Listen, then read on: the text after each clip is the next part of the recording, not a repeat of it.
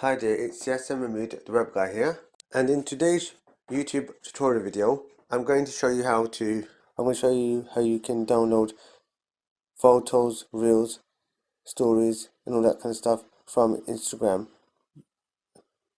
The first thing you want to do is download this app called Instantmate. Make sure that you are logged into your Instagram account. Okay, yes.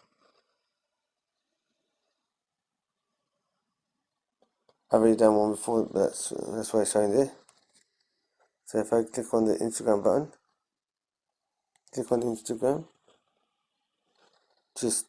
I select that one there,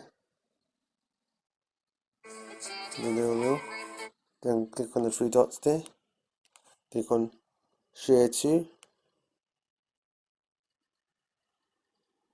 then you can share it, copy the odds up, and then click on Instantmate Pro. You need to make sure you're logged in.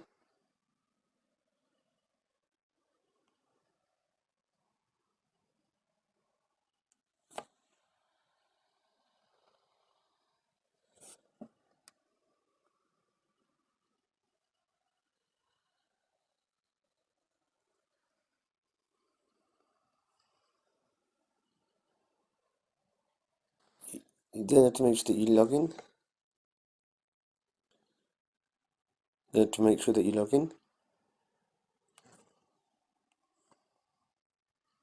Mine's got already saved on that one, pre-saved, so save myself a bit of time. So use that one fine, and then just click on login. I'll just say not now for the time being. This is then you can go and easy download what you want. The real story stuff like this easy. Can have a bit of ads, but they're not too much of an inconvenience. And it's downloaded, so we'll make sure that it's downloaded, yeah. And then we click on the where it says recently downloaded. This is downloaded there. The little reel. It's downloaded, so we can see it's downloaded if we go to. So go into video one.